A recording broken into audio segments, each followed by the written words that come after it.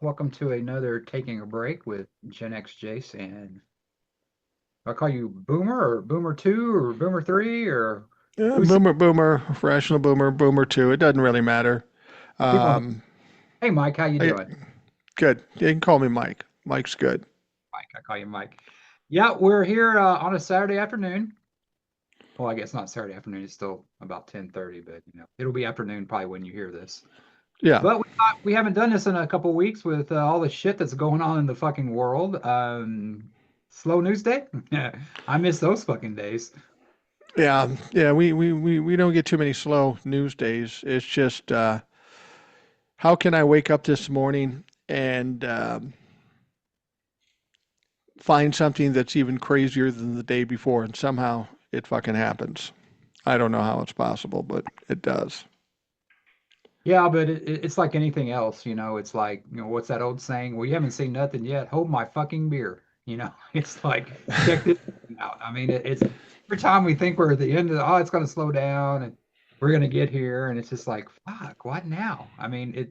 There's rumors that we're going to they told the like people in Iran to leave. I mean, goddamn, there must be a lot of shit in those files that we really shouldn't be not talking about. But to fucking bomb another country. And when you bomb Iran, Russia gets involved. And, you talk about bringing on the tribulation according to the Christians. Woo! Well, I just did a TikTok and I found this interesting. Somebody was interviewing Nick Mulvaney, who was the Yeah. chief of staff for Donald Trump in the first term. And he said when he saw that video that Donald Trump posted of the Obamas, he goes, "That's it. They lost the midterms." I think, oh, Nick, that's the line? The racist meme that he put out, that's the line? The Epstein files aren't the line? Deportation, kidnapping 5-year-olds, killing innocent people on the streets, that's not the line. But that meme you put out. Um, it's funny about that. People, even on the Republican side, are freaking out about that. That was a problem. Donald Trump first tried to pawn it off to a staff member, and now he's saying, "Well, I did see it. I didn't see the whole thing." And somebody said, "Are you going to apologize?" Of course, he's not going to apologize. So there's a lot of things going on in the background. You and I talk about this a lot. We did on the podcast today. So we're not going to talk about that. We're going to talk about things more pleasant, live our lives, and talk about some things that are fun. And a lot of times we talk about music, and I think that's what we're going to talk about today. Yeah, I kind of want to mention some music too. And, it's once again, politics has gotten our lives. There's a whole big scuttlebutt about who's playing the fucking Super Bowl. And Yeah. it's I always hear this. And it's back when it's not political. I always hear from like older people like me and you, like, they get mad that, that it's a new artist that's playing. It's like a few years ago, they had Katy Perry on there. They had Bruno Mars on there, who I think Bruno Mars was great. But I mean, you only have so many bands left from the, Gen X, they're all dead pretty much. Yeah. And I mean, Nirvana's not coming out of retirement. Um, but they're always bitching, and I think that the NFL, they're standing by Bad Bunny right now, which I think is very smart because I mean, I love Metallica. They're one of my favorite bands, but fucking millennials don't want to see that shit. They want to see a Bad Bunny, and he may not be my or your cup of tea, but motherfucker played here at the Alamo Dome, big ass fucking stadium. And it was a lot around the fucking block. People were I was Yeah. like, God, I haven't waited for a concert ticket, since, the 90s, you know what I mean? I mean, you get it online, but people were waiting to get in.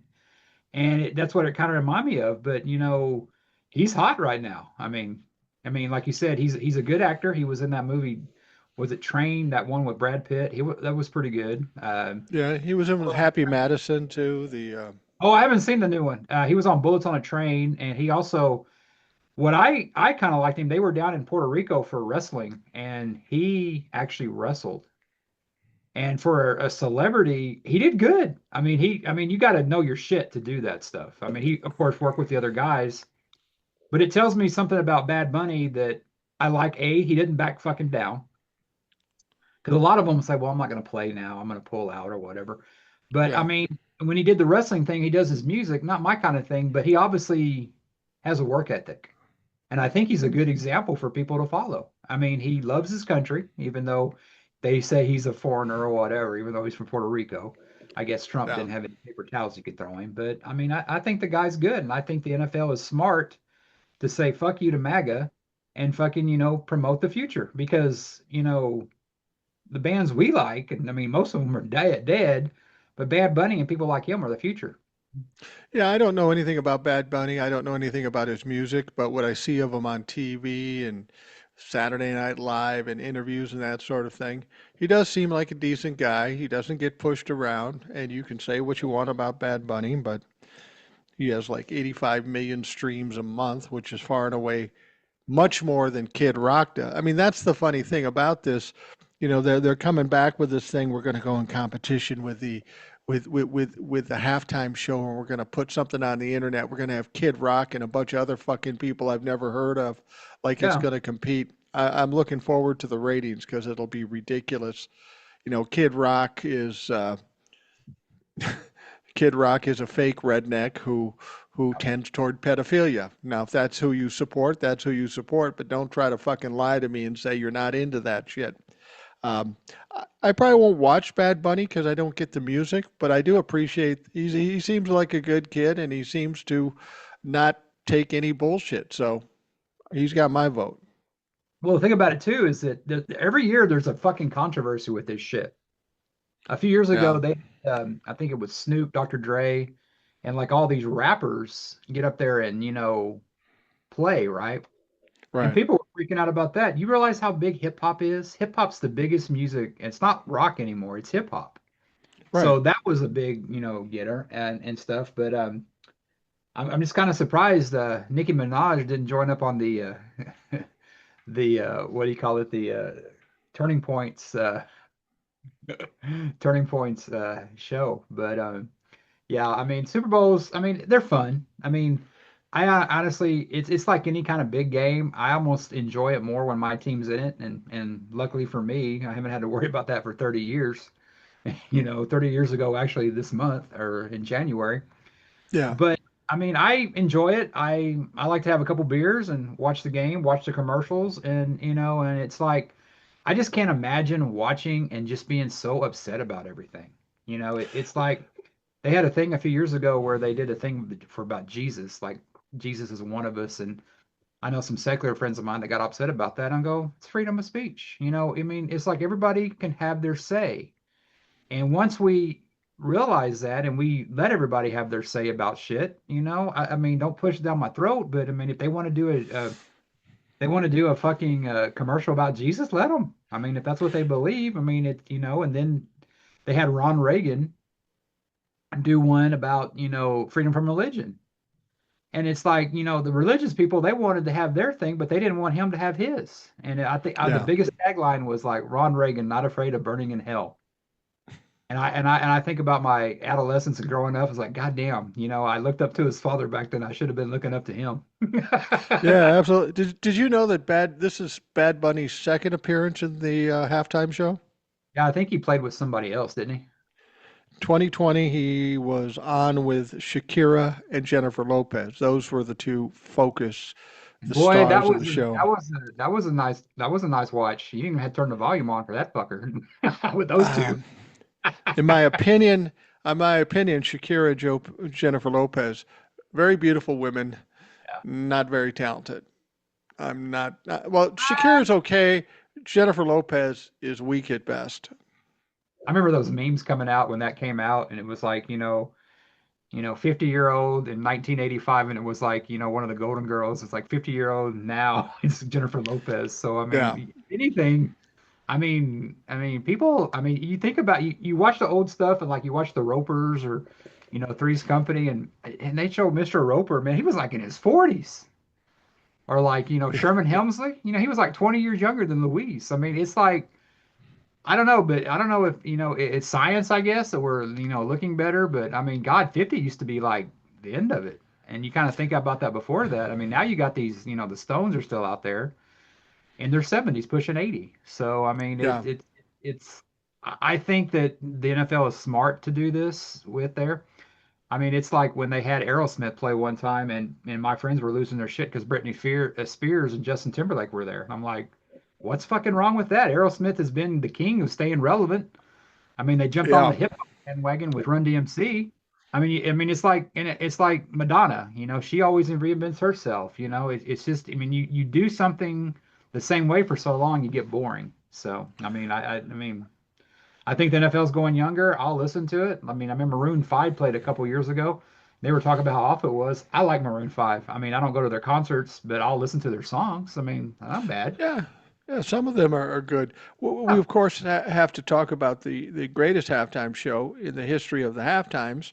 And I may seem biased because I'm from Minnesota, but I'm not the only one that says this. And I'm talking about Prince's appearance at halftime. You have to understand Prince. Have you ever seen Prince in concert? Everything about his choreography and everything about the show is very meticulous. He was a absolute. He was exact about everything, and his shows were something impressive to see. But that show was quite good.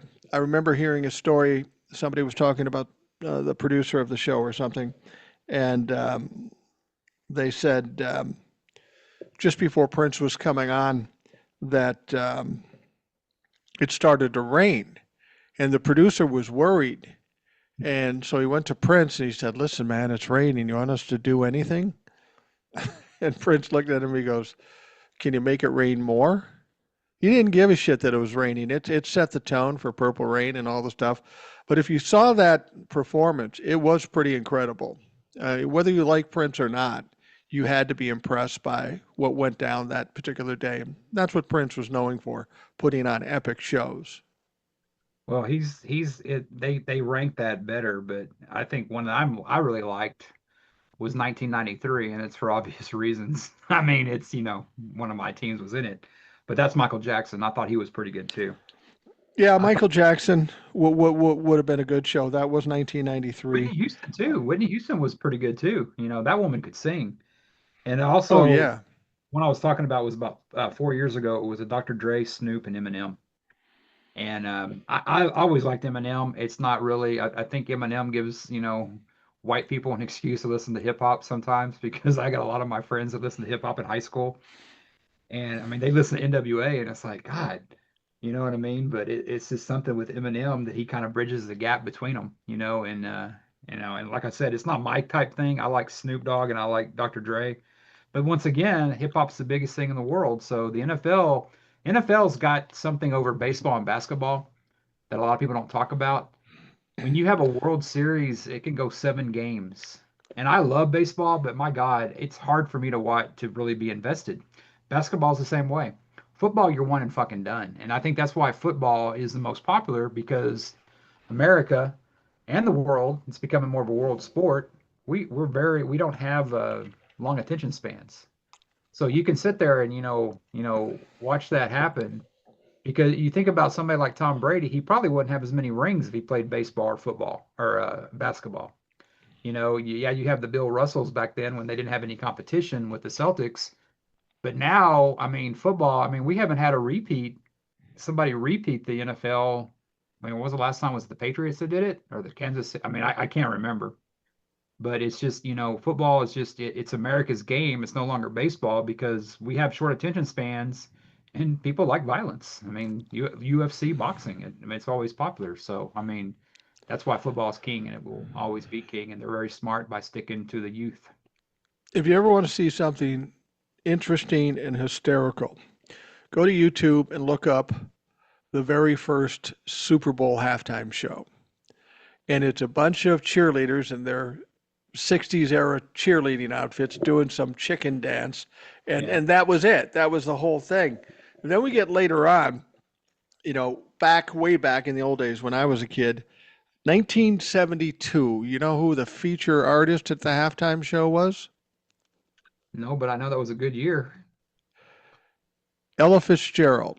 Really? Great artist, but you wouldn't picture her at the halftime show. Who was in this? 1988, it Who was in was, that oh, 1972? oh, I don't even know. It doesn't say here. Cowboys. It might have been the Vikings because they were in 70, maybe not till 70. They were in four Super Bowls in the 70s, won none of them. But 88, it was Chubby Checker. Oh wow, And in the 80s, really? yeah, but of course during these things they were mostly marching bands from like Grambling or Michigan or Texas or something like that. It was a much different thing. It wasn't until later, it wasn't until the 90s that we started to get stars out there.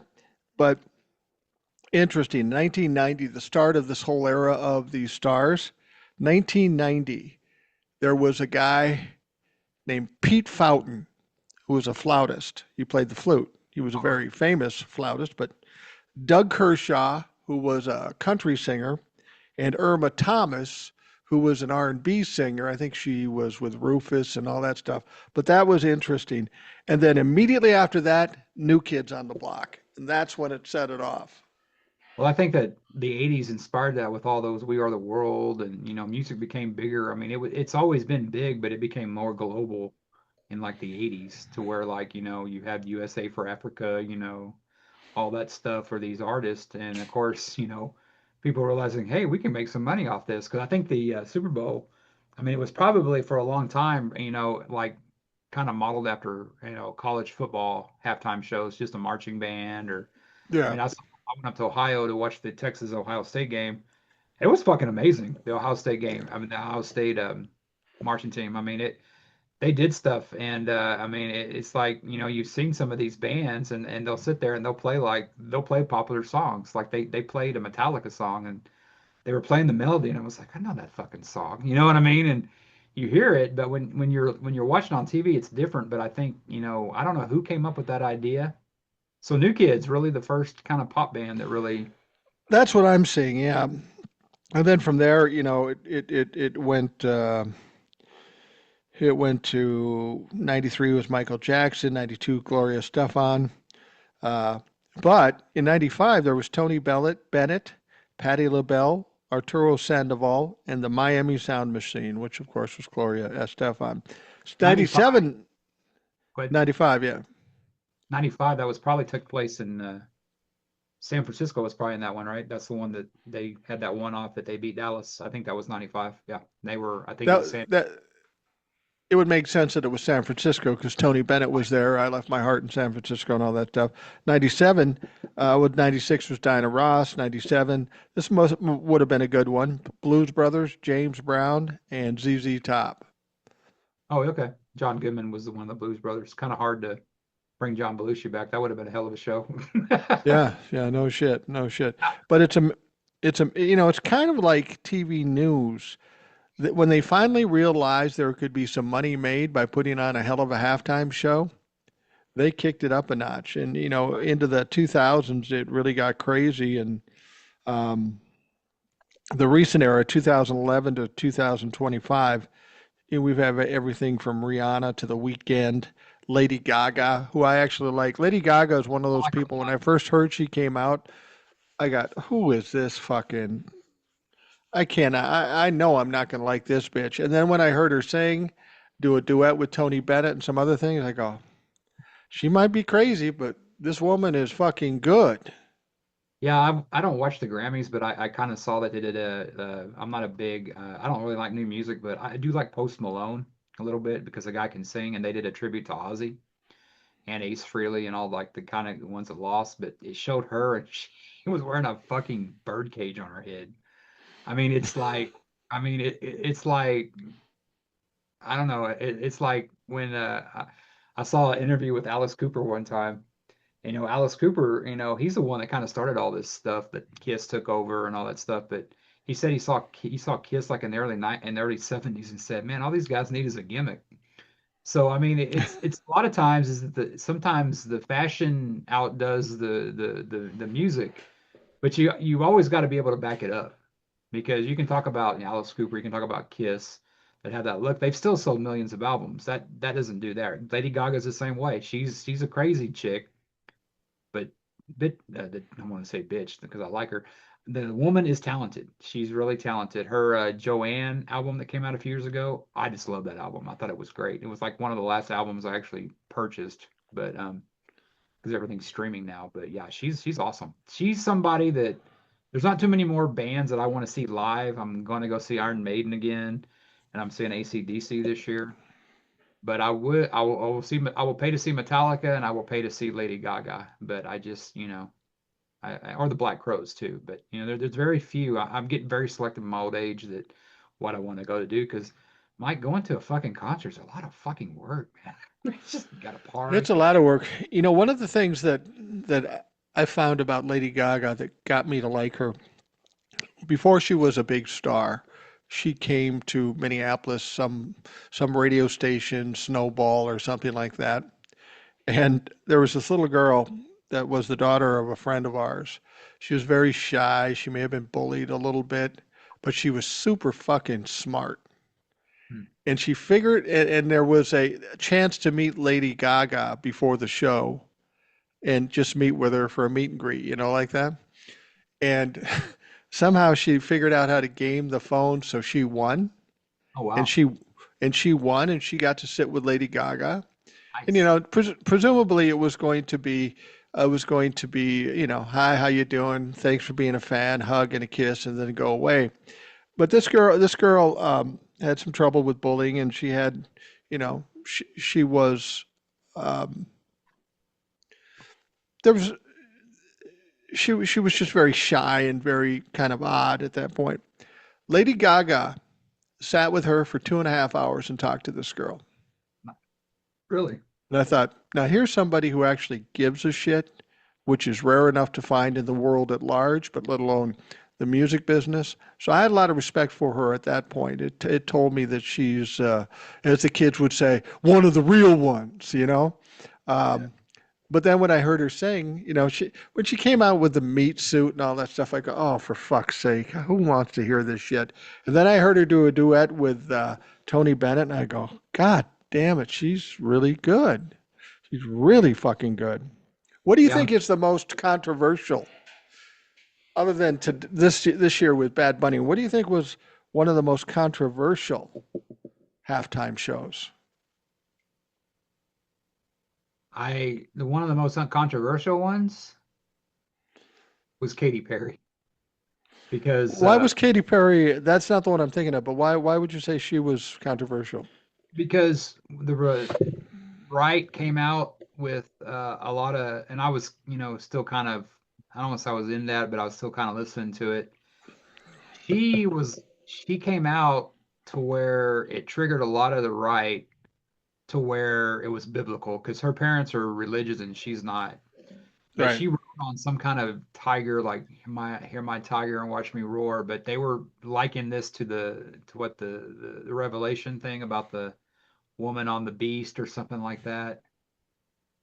I mean, I say that, but I mean that's kind of what I say. But I think the most controversial one and the people that had the most backlash was Maroon 5, which I never got. I never understood that. I didn't understand why they would do that, but we have a lot of Now, I people would that I would challenge you on both of those. I think there's a more controversial one, the one that caused the most hubbub. It was in 2004, Janet oh Jackson yeah, yeah, yeah. and Justin Timberlake. Remember they were dancing and he pulled off the part of her dress over her breast and it was just fuck, and everybody goes, "Oh, it was just an accident." It was not a fucking accident. But here's what makes it, in retrospect, more questionable. Now, it was Janet Jackson and Justin Timberlake. We know what happened there, and everybody was just appalled by it. But you know who else played that day? Nelly, which isn't that controversial, but Kid Rock and P. Diddy.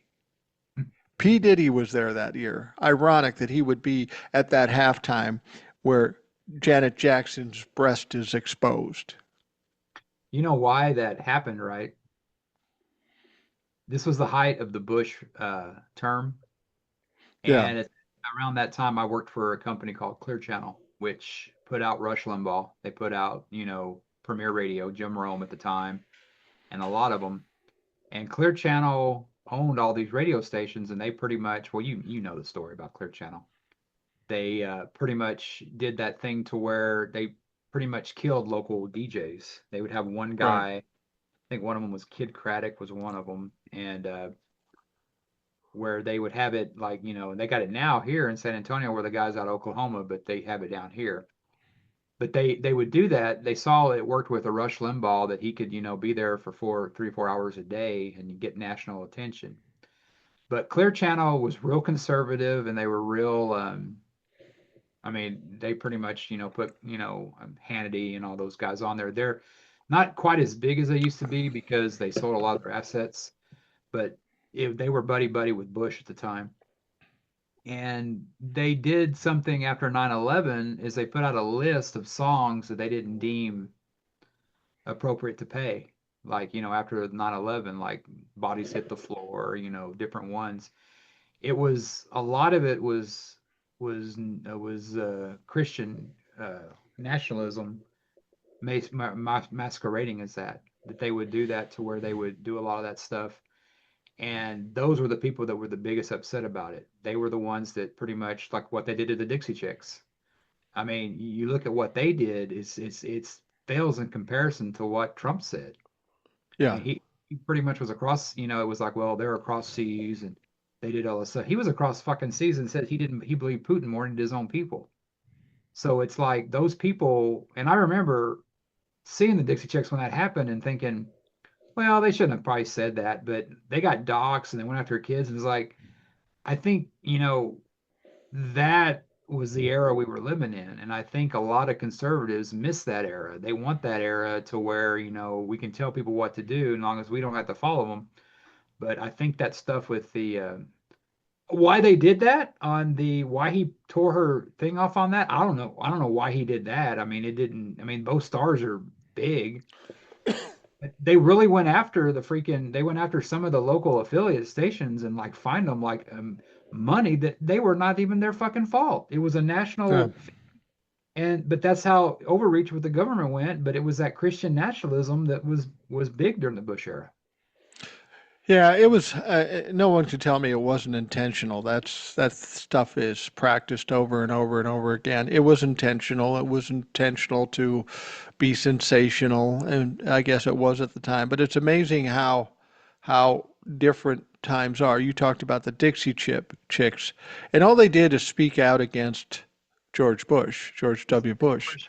Uh, Free information. that's all they did, and now people are talking out against Donald Trump. I do it every fucking day. I'm not the Dixie Chicks, but it's amazing how things have changed in that time. And in terms of ripping off that section of her shirt, exposing her breast, her nipple was covered up. Today it wouldn't have been a big fucking deal, but back then it was huge. Um, I don't know if that is the degradation of this country and our morals with Donald Trump in office. I guess there is a certain amount of that. Um, but what people have to understand, doing the halftime show is a big deal for performers. I'll give you an example. My brother is representing our friend Monty Moyer, who was with the time, and he wrote a song called "If You Were Here Tonight." If you were here tonight, that ended up in the song "Work" with Rihanna. He made a shit ton of money because they used like 3 seconds of his song. Crazy, right? Um, yeah. Now, one of the songs that Monty wrote was something called "Pleasure Principle" for Janet Jackson. Oh, really? Yeah, Brett, and wow. Cardi B just came out on her album. She did a lot of duets or a lot of songs from old people, and um, she did Pleasure Principle with her rap and stuff in it. And there's going to be a video of Janet and Cardi B coming out and doing it. And Monty and my brother going, shit. So now Bad Bunny's coming out, and there's some question whether uh, he might bring on Cardi B, which he might. And if he brings out Cardi B, is she going to do the Pleasure Principle song or the one that was a hit before? Probably the new one. And if they do that, my brother and Monty are sitting back going, "We're making some money because it was on the halftime show. If Cardi B ends up showing up, if nothing else, she'll sell more streams and more albums or whatever she's selling." That spot on the halftime show has become prime advertising Yeah. for any artist these days. It's advertising that's tough to get. It's not like it once was where you played on top 40 radio and all that stuff. It's a much different situation. And to be able to play that, that is a huge fucking deal. They need big names like Bad Bunny, and whether we know who he is or not, he's the biggest thing out there right now. He just is. Um, but every time somebody plays the halftime show, somebody in the music business making a shit ton of money. Well, I remember that video, Pleasure Principle, where Janet, she was like in black. It was like, I think it was in Yeah, black, but that's yeah. somebody who I had a big crush on too. And I mean, I Oh think she's yeah, 60. She still looks great. yeah. She And does. I remember her as Penny on Good Times. Remember Good Times? And she was on there too. And it's just like I thought I liked Janet Jackson in the '80s. I thought she was great, like Nasty Boys, and she had a song that was like kind of metal. And there was rumors about her doing like a hard rock album. It was called Black Cat, and Right. I love that song. It had Vernon Reid, the guitar player from Living Color, play on it. But I mean, there was rumors about Lady Gaga doing a hard rock album, but I mean, I think that would be great. I think that it's great when artists do that. But yeah, Janet Jackson, man, and Cardi B may play in next time's Super Bowl, and if she plays that song, your boy's really going to be hooking up then, isn't he? You're absolutely right. You know, the funny thing about Janet Jackson is that in the 80s, she was hanging around Minnesota a lot, a lot. Um, a lot of people don't know she put out a couple albums before Control that didn't do shit. Yeah. They weren't successful at all. And by the way, that song Black Cat, I should mention, that was written by a guy named Jelly Bean Johnson, who is the drummer in the Time, friend of my friend Monty's. He just passed away, sadly. But he made a few bucks off of that too. But it was the 80s, and I'm working doing my little music thing. And apparently, Janet Jackson is in town working with Jimmy Jam and Terry Lewis. Okay. And nobody's thinking much of Janet Jackson. I was actually in a record executive's office and uh, at A&M, and we were talking about something else for one of my clients. And he goes, "Hey, you want to see something cool?" I go, "What's that?" He pulls out a cassette of the Control album. I go, "Oh, Janet Jackson." He said, "This is going to be a huge hit." I said, "Janet Jackson hasn't had a hit ever. She's not going to have a hit." He goes, "No, this is going to be the fucking hydrogen bomb in this." I go, "Yeah, all right, right." So I saw this album and heard little bits and pieces before it ever came out, and I didn't think too much of it. Then, of course, it hit and it fucking exploded, and it was amazing. But I had an experience. This is one my one brush with, well, not my one brush with fame, but one of my brushes with fame. We're downtown Minneapolis.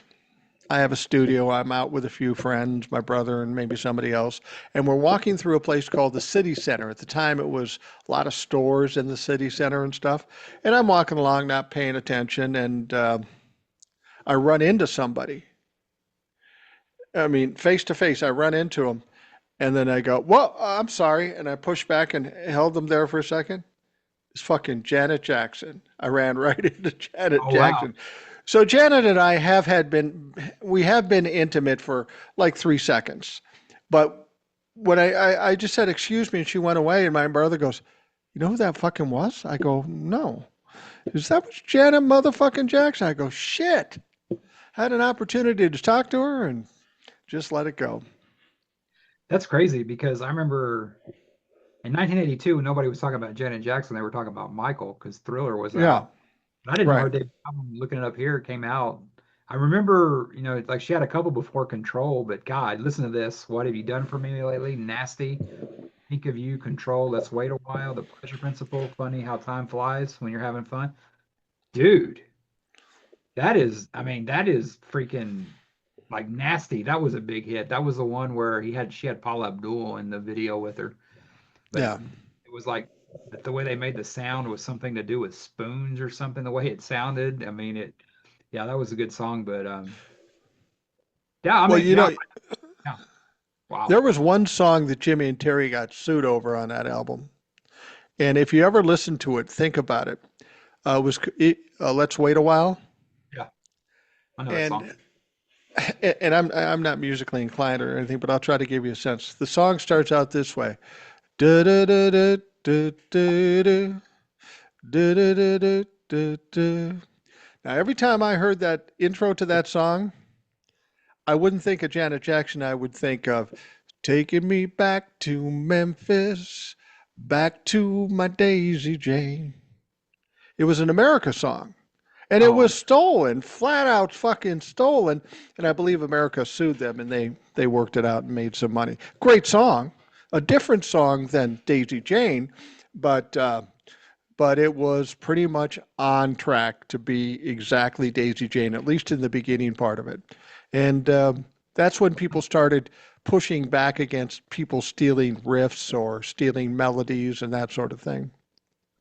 yeah. I mean, yeah, yeah. I mean, but they did that back in the '70s with, want to kind of talk about some debut albums. And one of my favorite debut albums is by the a Beatle that I think is very underrated. I always put Paul McCartney in one, and I put George Harrison in two. But he had an album, a little small album called All Things Must Pass. Yeah. That was a big album, and the song "My Sweet Lord," it sounds like what was it the Chandels?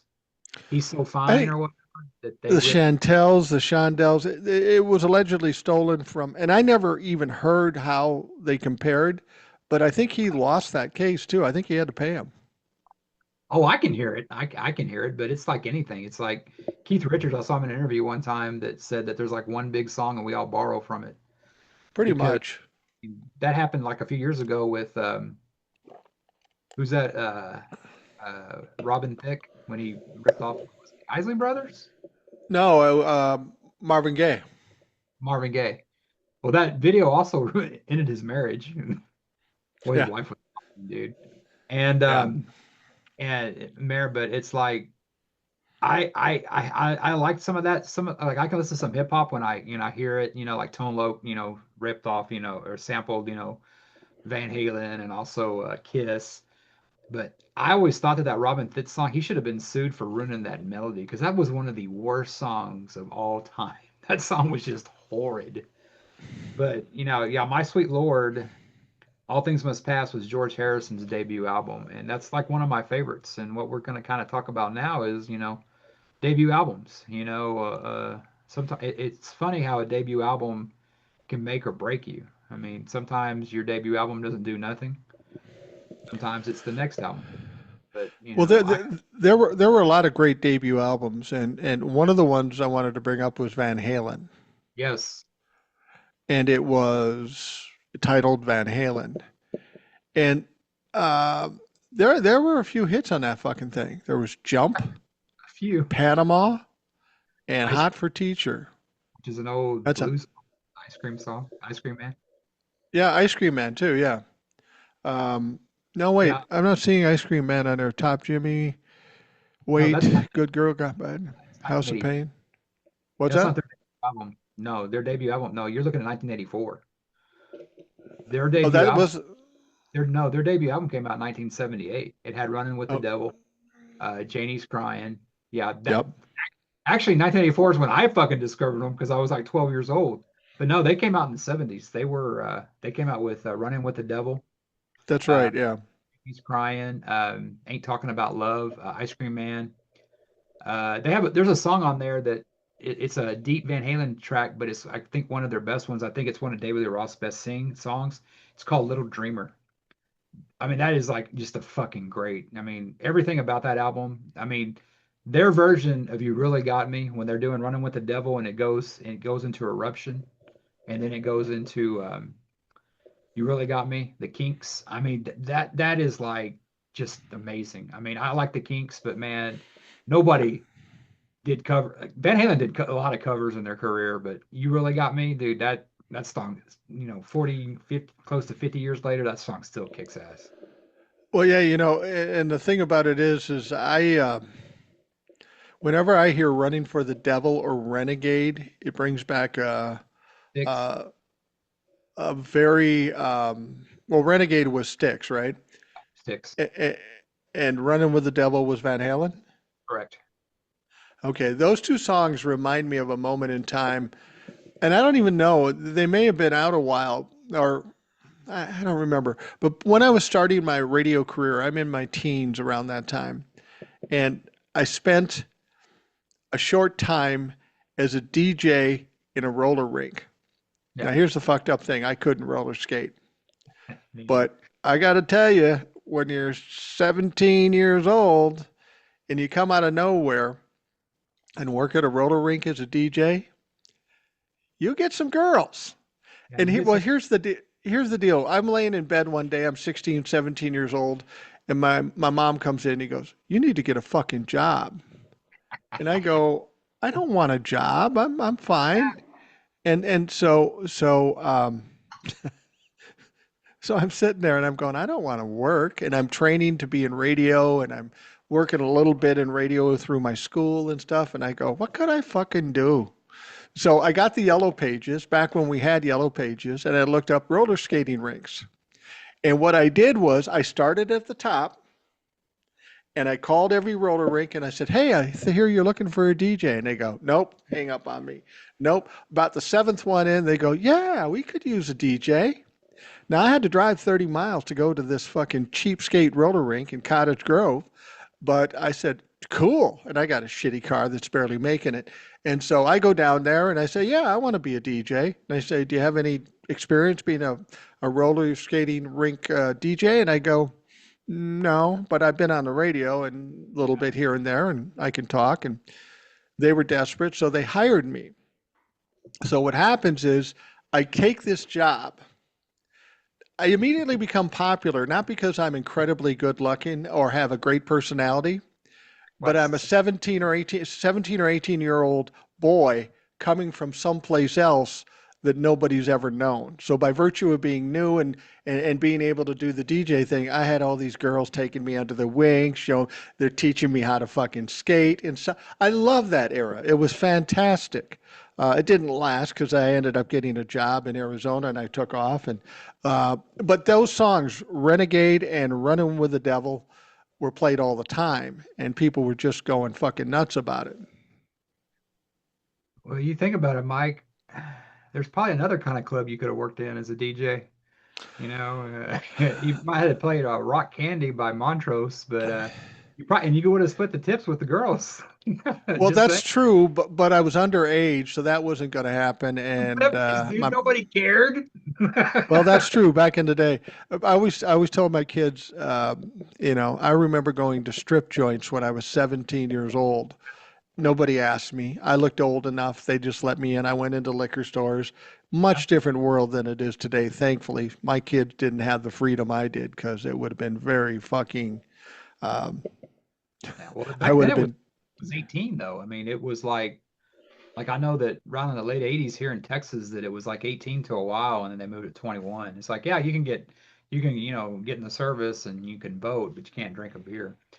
It was But 18 here, and then it became 19 in Minnesota, but stayed 18 in Wisconsin. And since we were about 30 miles away from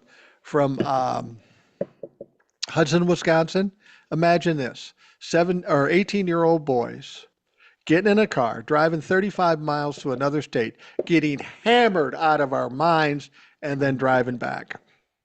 yeah, It that was seems so like stupid. the yeah, I don't know if you've noticed, Mike, but I kind of like Van Halen too a little bit. I don't know if you've seen my wallpaper back here. That's I have noticed it. Yeah. that's You Eddie's know what? guitar from You know, Rock what and was Roll. another great debut album, and it's got a great story to it, is Boston. Oh, that's a great album. It's a great That's album, like, More Than a Feeling, all that kind of shit. that's like the greatest hits almost. I mean, it's like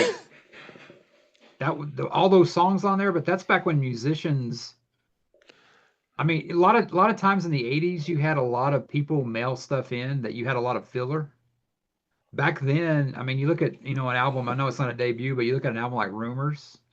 I Yeah, mean, you look at, Hotel California. I mean, you look at yeah, Hotel California, that's like the Eagles' greatest hits part two. yeah, it And is. nowadays, you're lucky, like especially like in the 80s, that I remember that I would buy an album by Like I would buy an album by a band and they'd have like one hit single on there and the fucking rest would be trash. And I think that's what kind of killed the hair bands a lot. But I mean, it's just like you had all this stuff. They had one hit single, but I mean, it just proves that, A, they weren't really their own songwriters, a lot of outside songwriters, and they were lucky to get one hit. But a lot of times that's all it took too to sell an album. The interesting thing about Boston is what people thought it was just a band that played around town in Boston and they got popular and they had all these hits, and that's really not what it was. Boston was like one guy, and I can't remember his name, but he was the main guy. I think he was a singer, but he was very techy, and he created this music, and then he brought people in to play the music. Um, he tried to get signed by record companies, and nobody would sign him. The only way they got signed is he basically produced the entire album, finished. He walks into the record company and say, "You don't even have to put any money into this. Just put this motherfucker out." And he handed them the finished album back in the 70s. That's crazy to think about because we didn't have the technology that we do now. You could probably do it now. Prince did it all the time. But this was the 70s, and he created this whole album, put it out. And as a kid in the 70s, in my teens in the 70s, there wasn't many albums bigger than that album Boston, which was the debut album for the band Boston. That was John Thomas Sib Osbane. He was the drummer and he was a singer, Yeah, right? He yeah. could he killed himself. He did suicide because he was depressed so much. I mean, you wouldn't think that would happen, but yeah, you think about Boston, you think about the songs that. Let me get some of the songs here. Boston debut album. But yeah, I didn't even think about Boston debut album. I mean, it was like it's just the songs that came off there. It's like a greatest hits because more than a Yeah. feeling, peace of mind. Because a lot of that stuff in Boston, it's like a lot of people in the 80s, they had a big hit called Amanda, and that song was huge, which was a great song. That talk about middle school and elementary dances back in my day. But a lot of people didn't really know Boston from their first one, but that album was just so epic that I mean it took them so long to like come back from that. But yeah, yeah, yeah, Boston's another one. I didn't even think about Boston debut album. That's a good one, Mike. Well, there was Brad Delp in there and a guy by the name of Scholes. I think it was Tom Scholes. I'm not sure, but um, yeah. And the thing is about a lot of those bands back in the day, there was a lot of overlap. Members of one band would be in another band. It was quite amazing. There's another debut album that most people probably don't know, and it's been ingrained in my mind. And I was a fan from the first time I heard it. And it was Tea for the Tillerman, and um, it was by Cat Stevens. Okay. Now, now there's a lot of people that don't like Cat Stevens or do like Cat Stevens, but you have to understand why I got into Cat Stevens. In junior high school, you'd get all these different jobs that you could do where you get out of homeroom. And me and two of my buddies were assigned to a place called the lock room. Now you had locks on all your lockers and your lockers in gym and stuff like that. And there was this room full of fucking locks. And if somebody had a problem with a lock or we had to cut off a lock or give somebody a new lock, they just put us in there and we didn't do jack shit most of the homeroom time. One of the kids that I was hanging out with brought one tape, and that was T for the Tillerman, and that was Cat Stevens. And a lot of great songs in there, Father and Son and all that stuff. But you have to be a Cat Stevens fan. And I became a fan at that point. And ever since that time, my wife will say, "Why do you listen to that?" I go, "Cat Stevens, fucker's bad." And she had this sense about the folky, slower songs. She goes, "That's pussy rock." And I go, "Fuck Wow, your you." wife said that? Yeah, she did. She said that. We become. That's usually what guys say. They say that about bands like Bread and all I those. love bread. But Yeah, I can't say anything about Bread. I've never been one of my favorites. I mean, it's I like a sappy song. I mean, I listen to hair bands, so I have no thing to judge. But yeah, I mean, was it Don Fogelberg or Dan Fogelberg too? Dan Wasn't he? Fogelberg, yeah. I like the shit like Andy Gibb, and I like the disco stuff, which you probably didn't care for, did you? Oh, no, no, I like the disco stuff. I was kind of in that realm. I still remember there was a story. I was right in the middle of the disco era when I was a teenager, and I hadn't yet become of age, legal age. And in our town, way out in the suburbs, there was a place called Disco Trek. Now What I'm was a it? junior in high school. Disco Trek was a place you could do disco, but there was no alcohol. It was underage disco. But you could go meet chicks and all that stuff. And the last time I ever went to Disco Trek, you had to go over this shitty bridge, and it was in a mall, and it was pretty hokey, but it was cool because we were young and we were in the discotheque. But I remember this girl comes up to me, this cute girl comes up to me, and she says, "You want to dance?" Now I'm not much of a dancer, but this girl was kind of cute, so I said, "Yeah, what the fuck." So we're dancing around, and we're having a conversation, and I said, "So what school do you go to?" And she told me, and I go, "Wow, I've never heard of that high school." She goes, "Oh, it's not a high school, it's a junior high school." I go, "Oh, look at the time. I got to get the fuck out of here. I'm dancing with an eighth grader and I'm a junior in high school. This does not look good." And I got the fuck out, never went back because I figured Yeah, yeah. maybe it's a little younger than I need to deal with. Maybe I need to sneak into a real bar. Mike knew from a young age he didn't want to be on anybody's list. No, no. You will not find the Rational Boomer on the Epstein list by any means. Um, but there was, of course, when I think of debut albums, I'm thinking the 70s because that's when I came in. There's one that was a fucking huge debut album and is impressive to this day, and that was Bad Outta Hell by Meatloaf. Now, when Meatloaf came out and I saw Meatloaf singing, I go, "Who is this motherfucker?" Until he started singing Bad Outta Hell and all the songs that were on. And that really kind of ended up being part of the soundtrack of my life at that point. Paradise by the Dashboard Light, or what's it called? Paradise by the Dashboard Lights, Phil Rizzuto doing the baseball play and making it innuendo for sex. And yeah, it was cool. I can't tell you how disappointed I am in Meatloaf because if you look at the album cover, that looks like that is like fucking like something Kiss would do. I mean, it was like Yeah. rock, and it's like so mellow. And I guess that's why I never really got into Meatloaf. And I think the worst. I mean, he seemed like I liked him best when he was. Did you ever see Fight Club? Yeah, I have. Long Well, there's time a ago. part on there where he's there. He's like at some kind of thing for breast cancer.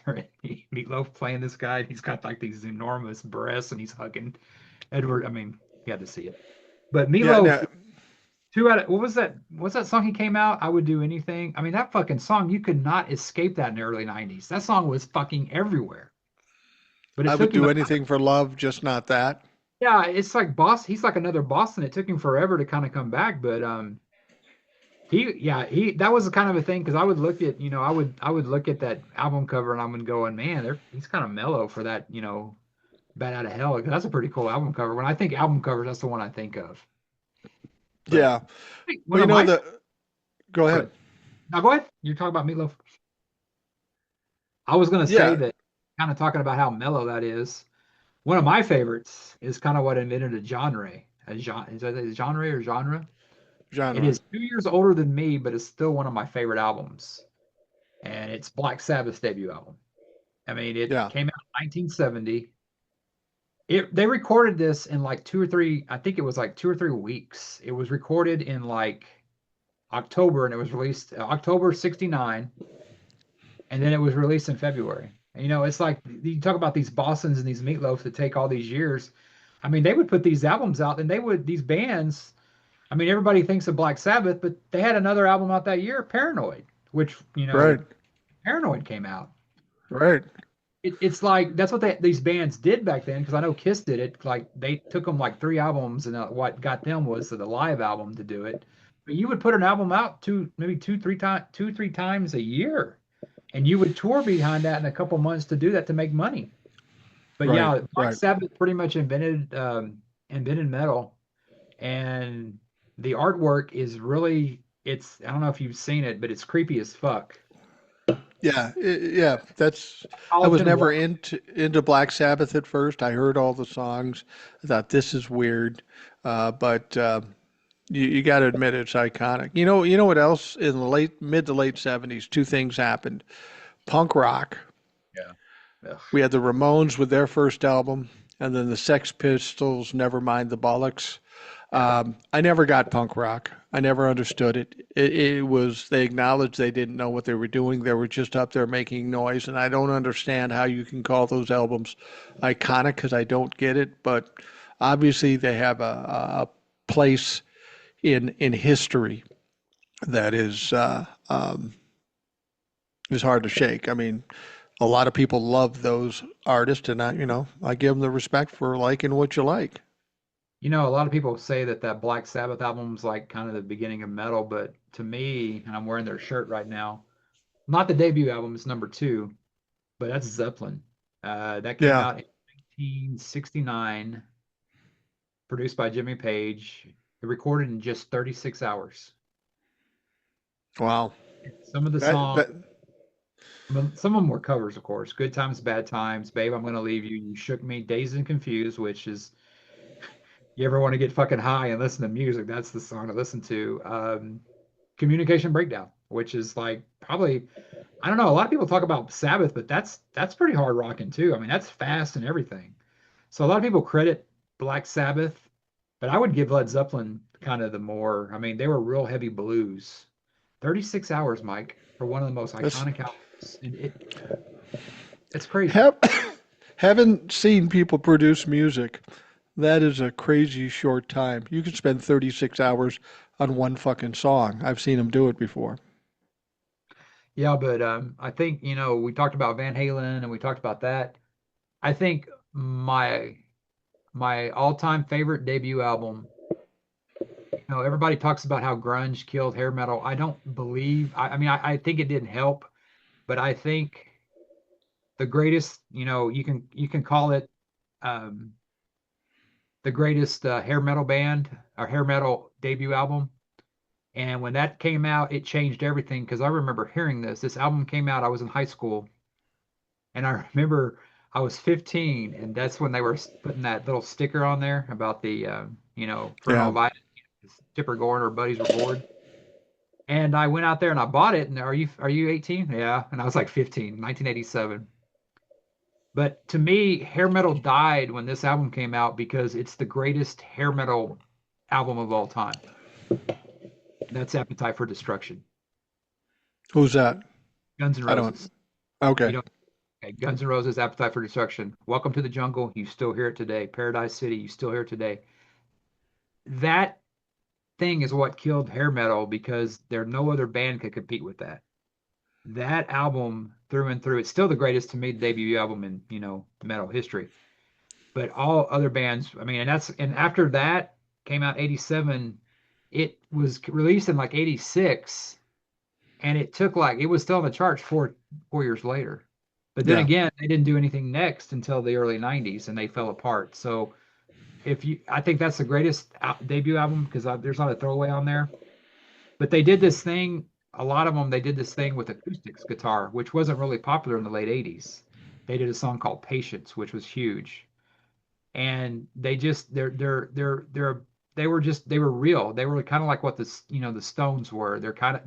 I thought they were punk rock, but they were talented, if that makes sense. Like, yeah, you got the Sex Pistols out there. The Ramones are talented. I actually like the Ramones because they got melody. But Guns N' Roses was punk, but they are also, kind of the glam too. They had a lot of that Stones, Bowie influence, and I think, they're a band that could have been really big, like especially in the '90s when grunge was taking over. That could have been a thing, but they just did like 3 albums, and they were never the Yeah. same. Well, when you talk about punk rock, there was another. there was a kind of a mid-range with punk rock, and there was another guy who came out late 70s that was considered punk rock to a certain extent, but he was very melodic, and he's still around today. And that was Elvis Costello. He came out with his album "My Aim Is True."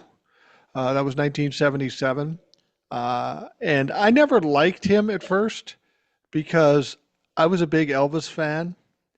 Elvis died in 77, and I thought, you motherfucker, you're just trying to ride his coattails and do it. But the guy went, and a lot of people loved him, and I didn't like him just because of the name. Is that And his real name? no, I don't think it's his real name. He did take it just to ride, just to be annoying or something, because that's what everybody did with punk rock back in the day. And a lot of people wouldn't call Elvis Costello punk rock, but I will tell you, back in the day, he was kind of considered punk rock.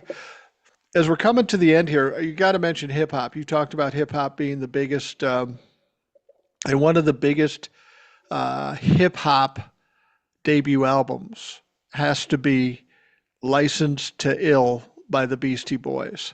Oh yeah. I didn't know a lot about the Beastie Boys. I wasn't a fan of the Beastie Boys, but I just watched a documentary about the Beastie Boys. Very fucking interesting. Yeah, there were two. There were like the Led Zeppelin song. There are two paths you can go down, but the wrong Yeah. one, you that Stairway to Heaven. I was really into heavy metal. Imagine that, and I was into hip hop. But my hip hop was like Run DMC and the Beastie Boys. But what did the Beastie Boys have? You got to fight for your right to party. How metal is that? Yeah, it is. That's a very hard rock thing. But then when they kind of went their own way, but I had a lot of my friends that were into like raw bass. They were into NWA, like I said, and LL Cool J. The bass was cool, but I liked bass and everything, but I had to have that guitar too.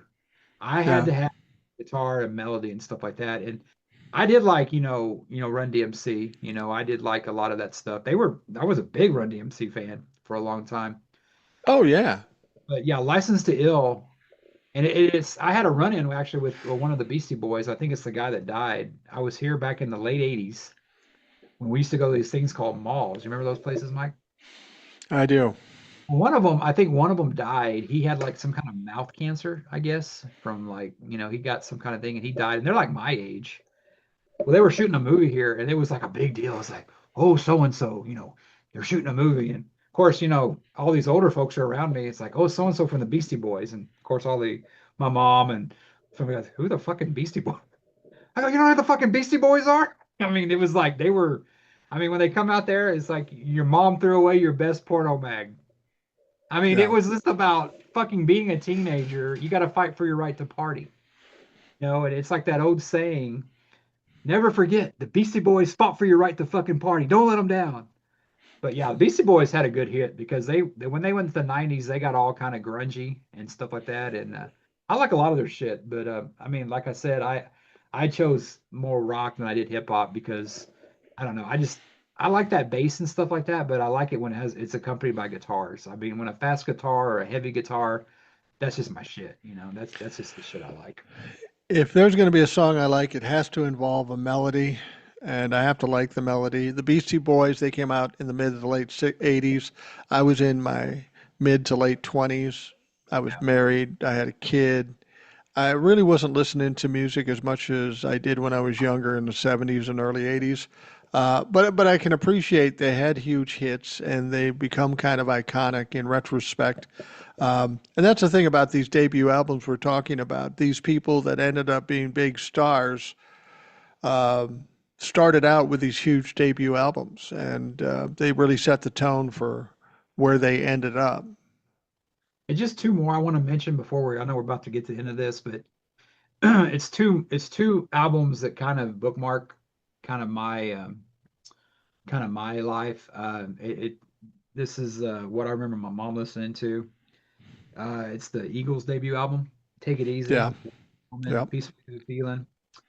And that was pretty much, I mean, that predates me. That came out like that came out June 1972, like about 3 months after I came out. yeah. But one of the albums that I really liked, and I think a lot of people give, and it's not really your area, but one I really like and I think is one of the best debut albums from a band from my generation, besides Guns N' Roses. And a lot of people give Nirvana a lot of credit for starting the grunge era, but I think the greatest debut grunge is 10 by Pearl Jam.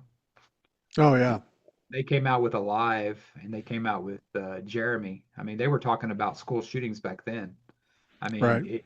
we had that party in the 80s and we got all serious, but I remember buying, and I like Nirvana, okay. I mean, I can listen to that stuff now, but back then it was so overplayed I couldn't do it. It's like Zeppelin. I had to get away from them because they were so overplayed. Now that I'm away from that, and I think that's why I probably always liked Kiss because they don't really play them on the radio except for the hits.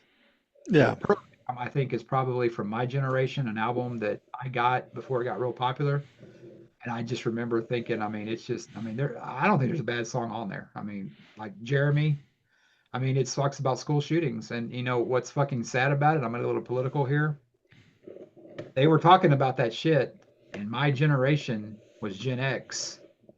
And I saw a thing the other day that a lot of Gen X are MAGA, and it just like when we grew up with, Bill Clinton, we grew up with, the Berlin Wall falling, we grew up with Pearl Jam, yeah, and we just kind of like a lot of the boomers in the with Dylan and the stuff in the '60s, they became when it came to making money, they sold out, and that's sad. yeah. A lot of the boomers, a lot of the Gen X sold out. I'm disgusted when I talk to them. They look at me like, how can you not believe what we believe? And I just said, take a look around, motherfucker. How's it going? You got what you want. How's it going? And they don't have much of an answer for it. It's All right, sad too. we're going to wrap things up for Take a Break with Gen X Jace and Boomer 2. Uh, Thanks for sitting down and just taking a break a little bit and talking about shit other than what we normally talk about. Yeah, it was a nice break. You can well, you know where to find Mike. He'll be putting this out. I'm on TikTok, Gen X Jace. I try to post a lot. I think I'm up to 3,100 followers. Right behind Nice.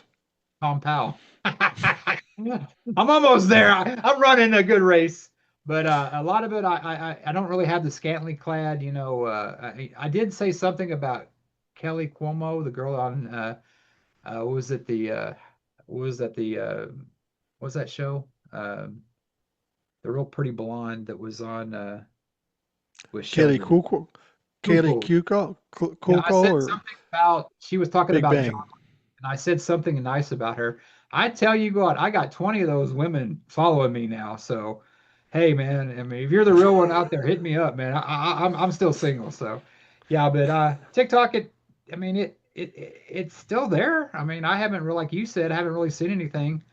And but when it comes to blocking, we block. But hopefully we'll do this again, and we look to for you next time. Yeah, absolutely. We'll do it again next week. And I want to thank everybody for taking the time to listen. We'll be back next week, and we'll talk more about taking a break. And I want to thank you all for taking the time to take a break. And we will see you next time.